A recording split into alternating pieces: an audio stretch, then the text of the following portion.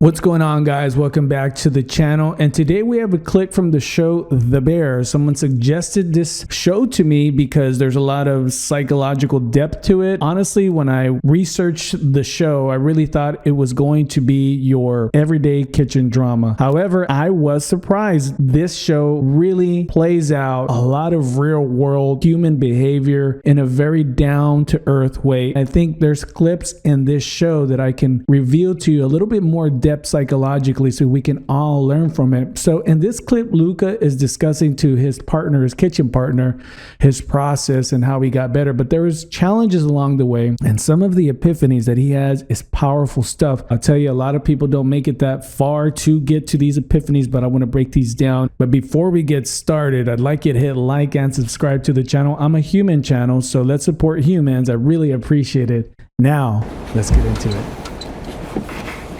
How'd you get good at this? Honestly, I've made a lot of mistakes.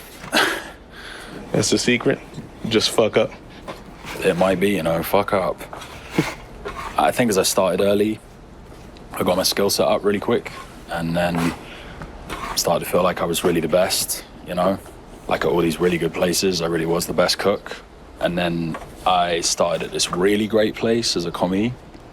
A lot of times I think in today's society, we want everything pretty easy. We expect things to happen really quick. We don't want any problems in our relationships. We want the best service. And in certain things, I get it. But one of the things that is challenging about the modern world is in order to build certain aspects of your character integrity, they usually don't occur quite easy, or most of the time it costs you something.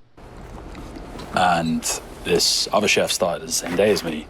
And I thought we were competition, but really we weren't. Like, he was better than me, much, much better than me. He worked harder and faster than I ever could. And it was the first time I realized that I wasn't the best, and I was never going to be the best. Wow. I mean, what a mature insight. A lot of people in therapy will come to the room and disclose their pain, and all their dreams were shattered because they made or discovered this realization that they weren't good enough. But many people, unfortunately, they're not able to accept that as actual truth. Most of the time, people are in denial. So I started looking at it like it was a good thing. Like, at least I knew who the best was now, and I could take that pressure off myself. And the only logical thing to do was to try and keep up with him. So I never left this guy's side. And you got better? Oh, mate, I got better than I ever thought I possibly could be, just from trying to keep up with him. You like Pippin? Who's Pippin? Scottie Pippen. He was like that one.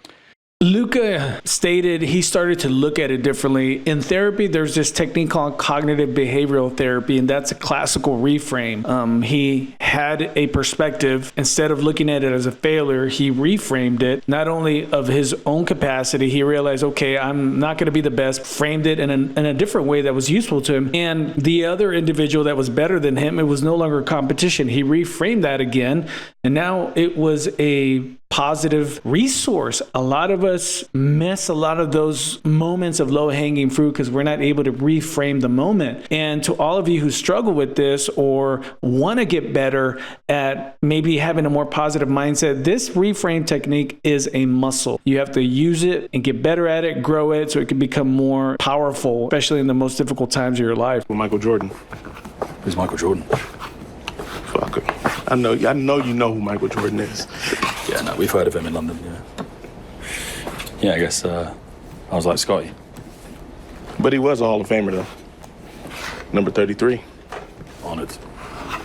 No, but I think at a certain stage it becomes less about skill and it's more about being open. Open? Yeah, to the world, to yourself, to other people. Most of the incredible things I've eaten haven't been because the skill level is exceptionally high or there's loads of mad, fancy techniques. It's because it's been really inspired. I like that.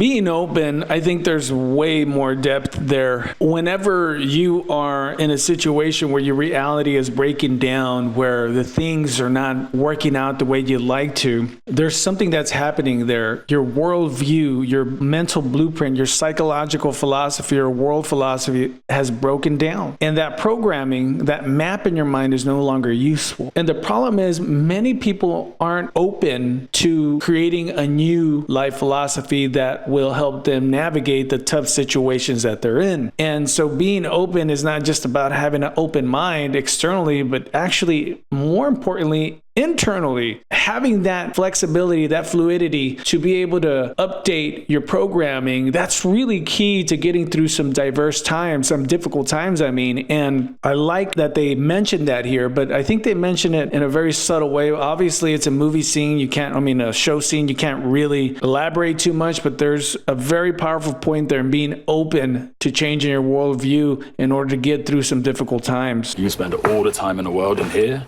but if you don't spend enough time out there, Right. you know, helps have good people around you too. So was it worth it? The time you put in? I don't know. Ask me tomorrow.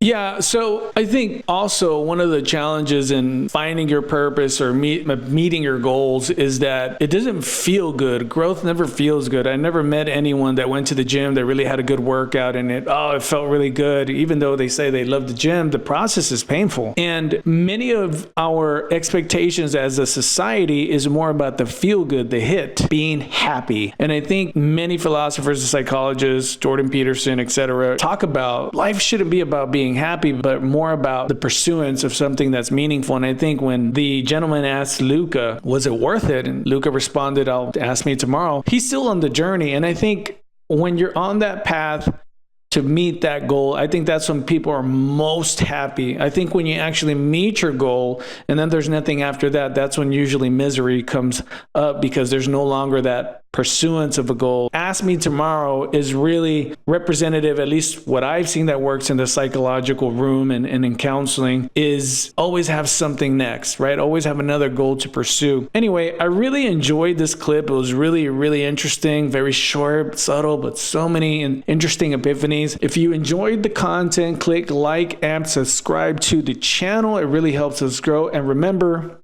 ego isn't your amigo.